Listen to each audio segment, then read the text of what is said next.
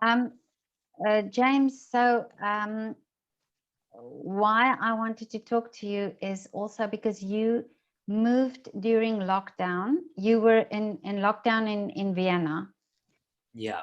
with the Wiener Staatsballet, and Mhm. you moved in the meantime. But let's start with the lockdown. How the lockdown affected you when you were in Vienna? Yeah, so that was very interesting and very tough. Um, Actually, I decided to resign from the Vienna State Ballet in February. So I made this decision to have all my auditions in March to find a new job elsewhere. So I did this, but then the day before I flew to my first audition, we went into lockdown. And so it was like, oh, we're going into a lockdown and I don't have a Mm. job. This is crazy. Did you already resign by that date? Yeah, I resigned February 10th, Yeah. and my first audition was the day after we went into lockdown. So I was risking everything. Mm. Yeah. Okay. And then and could you postpone it? Did you Well, the thing was, is like, we didn't know how long oh Corona was yeah. going to last. It was like, will it last a few weeks or what's going on? And basically, the company's cancelled all my auditions except Royal Danish in Copenhagen, where I am now. Mm. And it was so amazing. They just said, please send us as many videos as you have of you dancing, anything like from stage, from class in the studio. So I was like, okay, I just sent everything. And Mm. so the first 10 days of lockdown, I was, my anxiety levels up here. I was like, I don't have a job. Like, I'm trying to do ballet class in my small apartment, which was barely, I couldn't even call that ballet class. But then 10 days later, I got an email saying that they would like to offer me a job. So I was like, Oh oh, wow. Yeah. goodness. Yeah. I'm the luckiest person ever.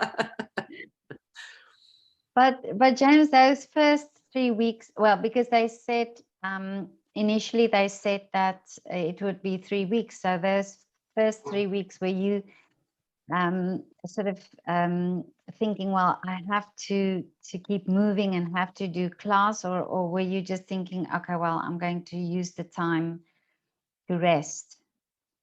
Well, the first few weeks, no, I was actually very dedicated. I was Mm. doing ballet class most mornings. If not ballet class, then I would um, do like a home workout or something. Mm. And some days, if I was extra dedicated, I would do both, like a Mm. ballet class and a home workout and some Pilates or something. So I was very dedicated in the beginning. But then when they extended this lockdown, Mm. and I think that by this point we heard like the season was cancelled in Vienna, and I was just, it's the perfect opportunity to let my body rest and just to get healthy because we had a lot of work beforehand, a lot of stress. And I was like, okay, well, now's the time just to recuperate a bit and just Mm. feel normal, let's say. Yeah. And you also had this a reassurance then that you have a job after that season. Yeah. Yeah, yeah. Did you find it difficult to be alone in that time? Actually, not. For me, Oh, was okay. I because normally I don't like to be alone, actually. But in this time, what the situation was actually like, it was very scary at that time. And I moved into this apartment that I absolutely loved. I felt so at home, and I was extremely lucky to have a balcony that faced like the inner half, so like the gardens on the inside. So, and by this point, we were getting very nice weather. So Mm. actually, I was really enjoying my time at home in my new apartment, and I loved it. Sounds really Okay, bad. I know. But did you do anything out of the ordinary that you normally wouldn't have done? I mean, did you start cooking or baking or experimenting with or reading or something? Actually, yes. I mean, I did a lot of baking. I do like to Mm, bake, actually, mm, but I'm not a very good cook. mm. So I did start to experiment with cooking, and I made some like family, like Indian traditional, like Mm. hand-me-down family recipes. So I did Oh, some, okay. Yeah. yeah, and I made like chapatis, like it's an Indian bread kind of thing that you have with your curry. And I was Yeah. experimenting alone, trying to make these chapatis. Oh, okay. So I did have some extra things. Oh, okay. But your family were all in the UK. Yeah, yeah, very Okay. stressful. Yeah. And so and as the season went on and you stayed, how was this move for you? Because you moved then in the summer, but how was it? Because there were still many restrictions. Yeah. So, I mean, moving flat alone is very stressful. Then putting on top that I was moving to another country that I'd never visited in my life, plus Wow. moving during like in the middle of a pandemic. So it was one of the single most stressful things I've ever done, having to do all of this. It was really, I hope no one has to go through something like that. Really? Yeah, it was Mm, just, when I got to Copenhagen, I was getting migraines because I think like the after effects from the mm, stress. Um, yeah, I mean, I was very lucky in the sense that I found an apartment here in Copenhagen very easily. mm, Um, and I kind of knew someone that was here already that could check out the apartment and to make sure everything's okay. So I mm. found an apartment quite easy, and actually to find like the moving van and everything, this was very easy. It was just, you know, selling lots of furniture in the middle of a pandemic, it's Mm. like you don't want to meet people, but it's also like, I need you to take my furniture. Yeah. And I don't know, it's such a weird situation. And also to Yeah. have a flat with like I have 7 years worth of stuff that I built up in Vienna, having to get Mm, rid of so much stuff because I was like, I don't need this, I don't need that. Like sentimental things also. I was like, should I box this up or should I like it took a mm. really long time. But yeah, I made it in one piece. Yeah, but on the positive side, you had that time um, in lockdown to get your mind around that, Yeah, about what absolutely. you should sell and what you should take with. But then Yeah. now on the other side, then that's also now something that sounds as if it could be complicated, because now were they in lockdown there as well when you arrived? No, actually, it was everything was relatively open here. Oh, The number okay. very, very low. And I mean, I think in the whole country they only had around 200 cases by Mm. this. The numbers were extremely low, and a Okay. lot of things were actually still open. And it was like I came here and everyone was living normal life, and I was like, oh, Really? it's nice. Oh, okay. Yeah. And also at the company, you did normal classes or classes as normal and performances? So when I joined, we actually had like 3 different groups. Normally they would have much more combined class and everything, but we had certain size groups, but they were quite big actually. And we had 3 different classes, like different groups. And yeah, and rehearsals all went ahead, and we had performances August, September, October, November, Wow. and Mm. the first few days of December. Okay. And then came another lockdown there. Yeah, yeah. Mm. Beginning of like I think the 7th of December or something, very early days of Mm. December. So how did you find that lockdown there compared to the one that was here in Vienna? Because here you at least knew people, Mm, and but there was all new for you then. Yeah, it does get very lonely. Mm. Uh, but we're lucky enough, like we're still in that same lockdown, but we're lucky enough that we're allowed to be in bubbles of 5 to go to the theater Oh, and to okay. class. Like you have your specific group and you have to stay with your group. And they've said if you need to hang out with people outside, you should stay in your bubble of 5. Oh, So, okay. That's yeah, interesting. Yeah. Mm. yes, that's good. And we're lucky, like we also have like 2 gyms inside the theater, and with Mm. you have to sign up and specific times and everything's cleaned. Um, so actually I'm not really doing class so much. I'm doing more like Oh, gym okay. work, and Mm. because for me that's like it's better, like because I know the class will come later, and I know like today we found out that the theater won't be open till mid-April earliest. So I'm Mm. like, okay, well, as long as I can keep like my stamina and fitness in the gym, because this is also very, very important for Mm. ballet dancer and an athlete. So I've been doing more of these types of things. Mm. I have like a Okay. different approach this time. Mm. So you're not confined to your flat where you have to do Zoom class. There you can go out to the gym. Yeah, in the Yeah. beginning they said like we're so sorry, it's back to the first lockdown again, Mm. like class on Zoom. But Mm. then they managed to like, I think they're very good with the government, so they can kind of like get in a bit like this. And we Oh, had okay. weekly tests and stuff, and then they were really kind to say that yeah, you can have like bubbles of 5. Mm. So yeah. Yeah. Did you find also that because of course you do a lot of rehearsals as well in normal times, and you are quite active, and you use your body a lot. And what we never think about is, so for example, with dancers, is that your muscles must get weaker because you Mm. don't use it so much. Did you find that? Oh, 100%. Mm. Yeah, because as I said, like at the first lockdown, I was doing more like ballet class and trying to do home workouts, but you can't do a proper ballet class in your kitchen.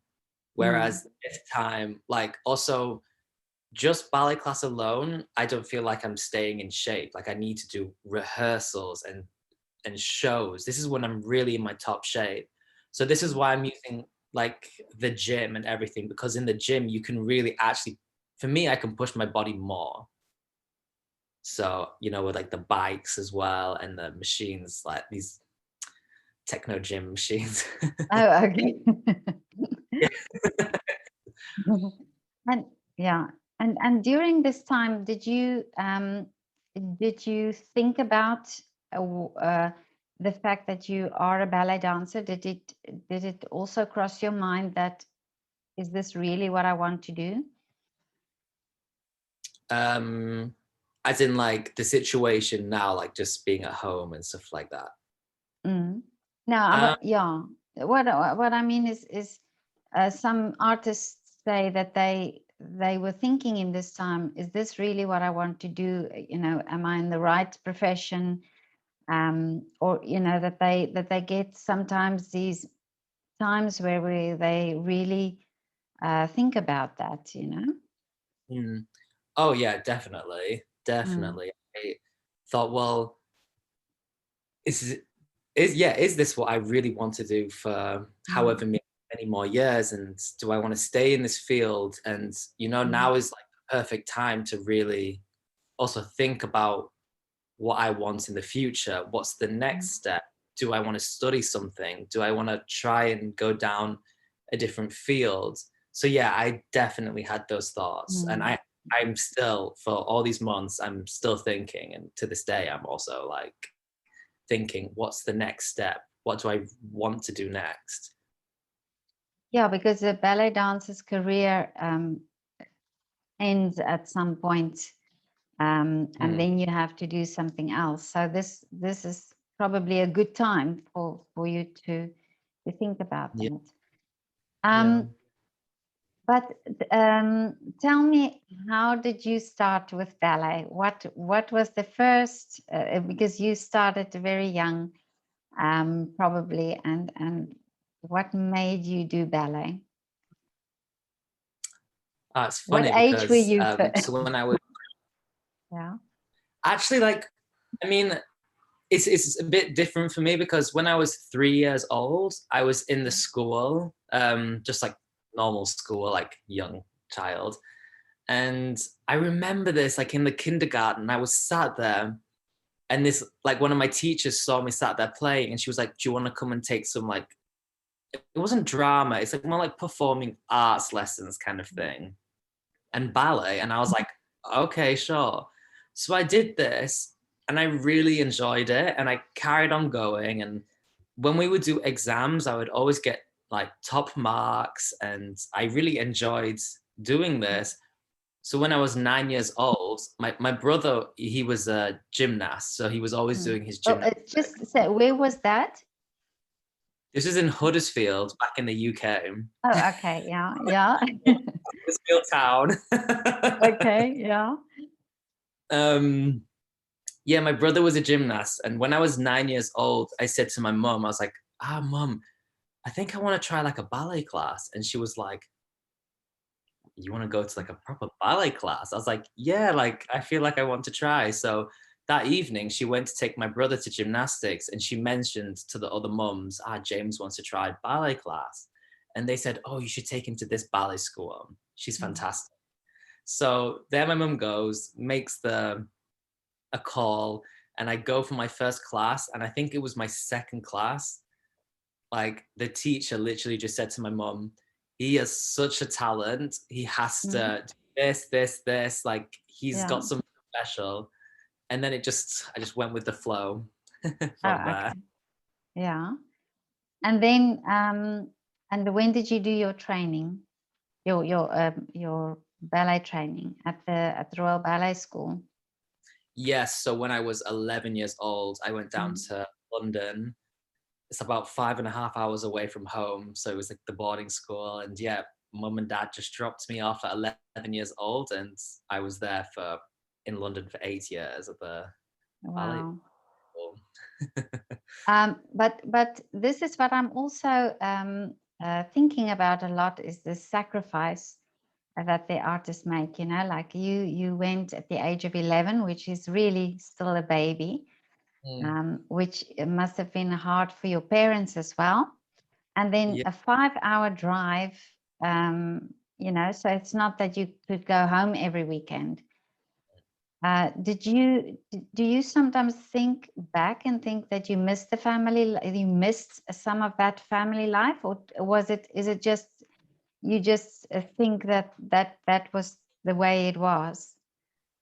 Yeah, actually, in the time I just thought that's the way it is. That's how life goes. I managed to see my family not very often, but I did miss them a lot. But I actually loved being in the school. So for me, it was, this is how life is. And still to this day, like living away, I miss my family, but they're there. And now with technology, it's very easy. Because when I was 11, you didn't have all these fancy phones and laptops that Oh you could call yeah. like this. It was literally like a small phone that would call my mom, be like, "Hi, mom." Yeah. Yeah, so it was very different. But no, I really enjoyed it. So I'm very lucky. Yeah.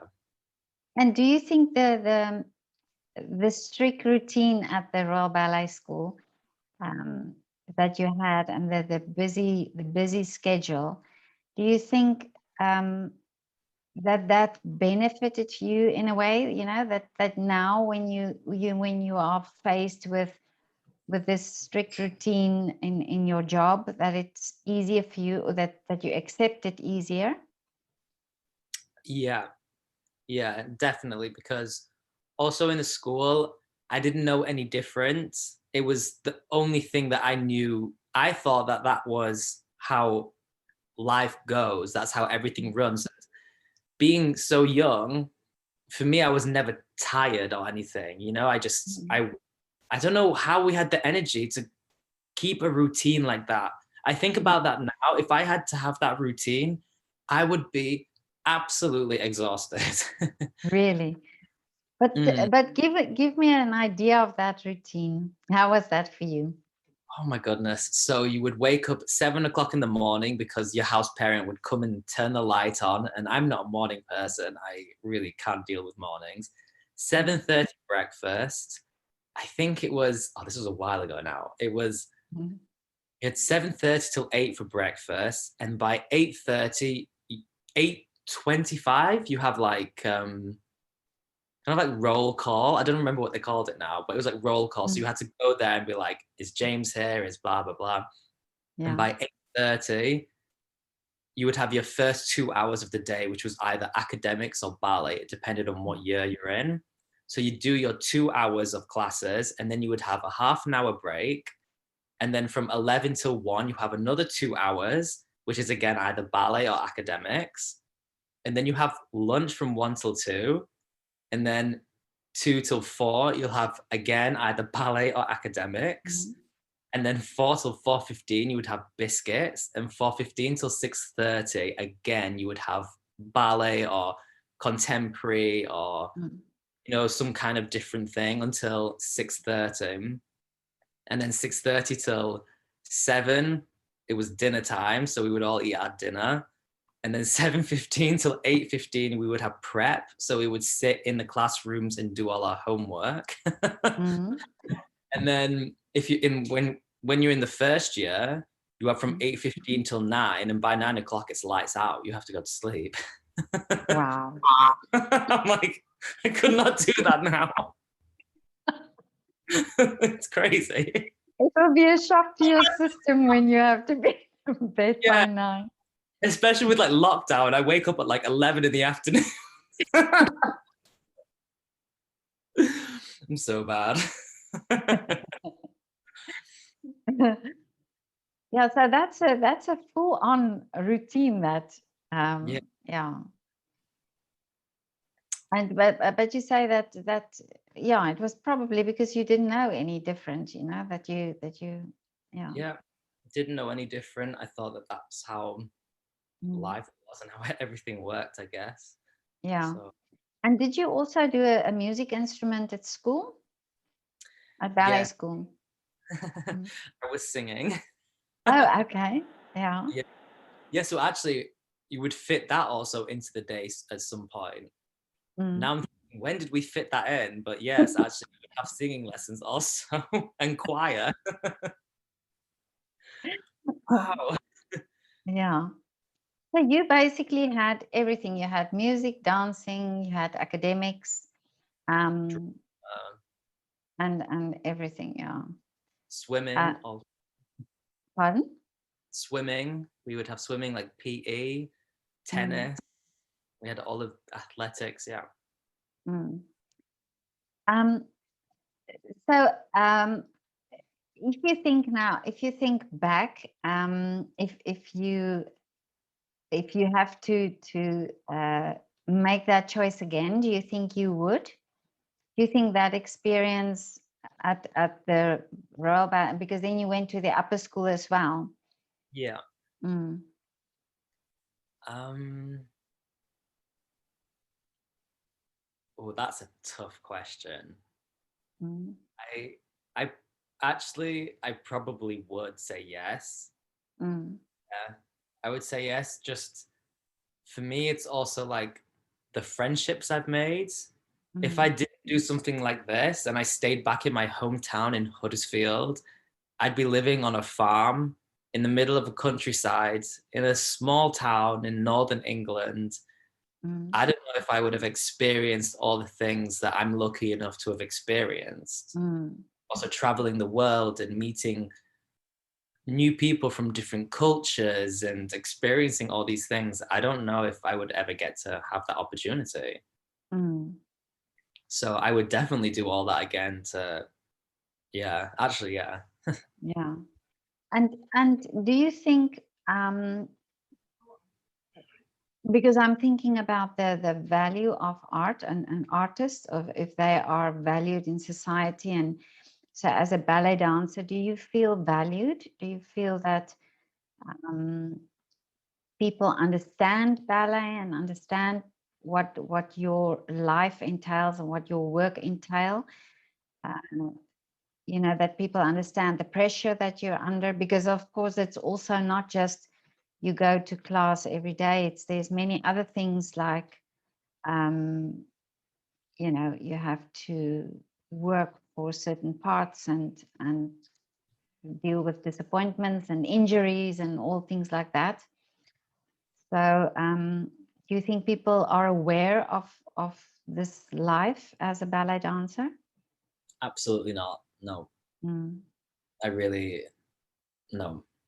Because for me, if anyone ever asks me like, "What do you do?" I'm a Mm. ballet dancer, and they're like, "Oh, so what's your real job? Oh Or yeah. do you Mm. get paid?" Like, I don't Mm. know. I remember going to one apartment viewing, and they asked me, "What do you do as a job?" I was like, "I'm a ballet dancer," and they said, "How will you be able to afford this apartment?" Mm. Like, shocked, so Yeah. shocked, Mm. and I don't think people realize how much hard work we put into this physically and how hard it is mentally. I think Mm. people really underestimate how mentally difficult what we do is. It's very, yeah, Mm. very. Yeah. And also the fact dealing with injuries. Mm, Mm. yeah, I've had my fair share of injuries, and this is it's the worst. Mm. Like when you see all your friends progressing and you're sat there and you can't do anything about what your injuries like caused. Mm. Sometimes, like, once I was told maybe you'll never be able to dance again, and this was just dreadful. And it's, I don't know, like, yeah, injuries, yeah, it physically hurts, but for the mental side, it's a million times worse. Mm. And sometimes you don't always, like, you sometimes don't always have the support that you actually really need. And yeah, injuries more like a mental thing, I think, than like physically. Yeah, physically it hurts, like if you have Mm. something bad, but for the mental side, it's much worse. Ah, okay, yeah. And but do you think that if we, so you were in a school with everything, exposed to everything, you know, the art and academics, maths and science and all that, um, and you wrote the normal exams as all children do in England, and do your GCSEs and your A levels and everything. Um, but do you think if all children in schools, in every school, not just the art school, if all children could be exposed to art, to dancing and music and visual art, and that could also be a good thing in the development for children, but also then in people appreciating art. A And hundred so, percent. for example, ballet and so on, that there's not that stigma, you know, that people don't understand what ballet is, or what, you know, the not just that they understand it, but also that they have that experience of movement and expression, you know, expressing yourself. Mm. Yeah, that's exactly the word. It's like expression, expressing Mm. yourself like this. I think it's so important, especially in young children and like teenagers. One of the hardest things is to truly express yourself. And through art and culture and like music and dance, you can truly like express yourself from within, like really from how you feel inside. And I think this helps if you're young, like a young child or teenager. I think this is definitely going to help express how they are, and in Mm. like they're going to learn many new things, and their imaginations can go into many places. Like, I think this, yeah, I think they Mm. should be exposed more. That also that creative, the creative uh, um, way of dealing with things, and I'm thinking also, if if they use dance, for example, as therapy for certain mental illnesses, then how would children in normal circumstances benefit from it? Because you said from a young age you started doing that at kindergarten, and if many children at that age could have just that exposure, they don't have to become ballet dancers, but that they at least have that opportunity, those opportunities. Yeah, Mm. yeah, I really agree with that. And actually, for me, from my class, from being that young, I'm the only one that went on to become a ballet dancer. None of them have done anything, because I still talk with them actually. Mm. And none of them are dancers, none of them are into any of these things. But because we were exposed to it since we were like 3 years old, we all went through it together. And I remember telling them, like, we grew up together, like the really young age. And when I Mm. was 10, I told them, yeah, I got into the ballet school in London. I'm going to be Mm. leaving you guys. And, I never experienced like these, like the guys in my class are proper guys, like into Mm. football, rugby, all Yeah, these types of things. Not once was I ever bullied, really. because Mm. they also went through it, and they were so supportive towards me going Mm. on to do something. They were so like, wow, that's incredible. I don't know, like, Mm. I think this, like, many people, like, especially young boys that want to dance, they get bullied a lot. And I mean, I'm so grateful I never experienced this, Mm. but so many boys do, and also girls. Like, so many people get bullied, and I think if you're just Mm. exposed to it from a young age, it's already in your life, and this will also help that situation. Mm. That's a very valid point, that because I think that especially under young boys, um, that bullying when it comes to art, when you art, when you have interest in art or ballet, then, and it's the fact that they don't understand, that they don't Exactly. understand what it's all about. Um, but James, do you have a wish for after Corona, after the lockdown? Is there something that you wish would change in your life, or in the field of ballet, or just in the world? I wish, what do I wish? Oh, that's a really good question. Um,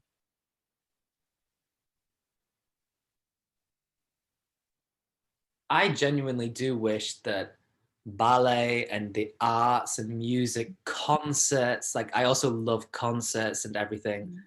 I just wish that a lot more people can experience this, like, together. Like, it's nice to watch it at home on the TV, but my wish is that we can all be together, like with thousands of people, and experience the same thing together, as you see in like in the ballet, or if you see a concert, or I don't know, something like this, just to witness this, like the art together. This is my biggest wish, like that, Mm. just to bring everyone back together and Mm. to enjoy what the arts has to offer.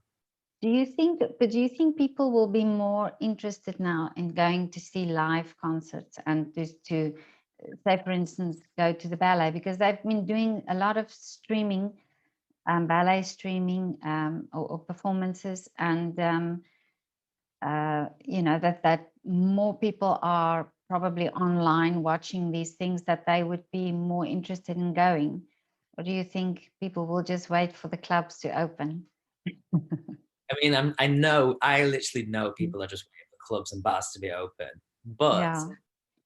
actually, on the positive side, like you said, we've managed to film things and be online. So for example, we've been able to watch performances from Australia or America, like things that we don't get to do very often. So around the world, everyone's managed to be being open to watching more ballet and like, let's say, concert, like, I don't know, Yeah.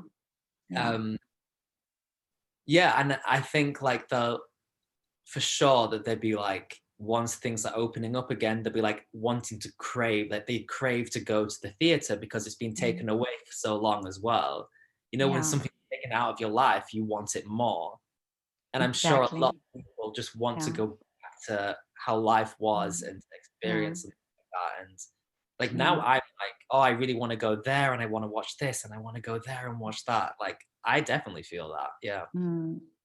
Did you feel the first time back on the stage, when after the first lockdown, or when you started dancing again, and your first performance when there was an audience, did you feel a bit emotional, or that you think, oh wow, we're back, or it's a great feeling? Actually, no. This is like, Okay. I mean, for me, my first time back on stage was my first performance with the Royal Danish Ballet. So I had Mm. this more in my heart, being like, "Oh, it's such a prestigious company, and I can't Yeah. believe I'm dancing with them and this Yeah. beautiful old theater." Um, I think I just had the problem was like I didn't feel fully in shape, like to be on stage, and I Oh, didn't I see. Mm. really be who I truly am on stage.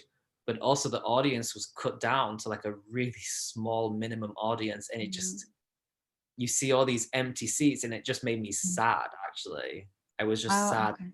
situation, so I Oh, didn't actually yeah. happiness.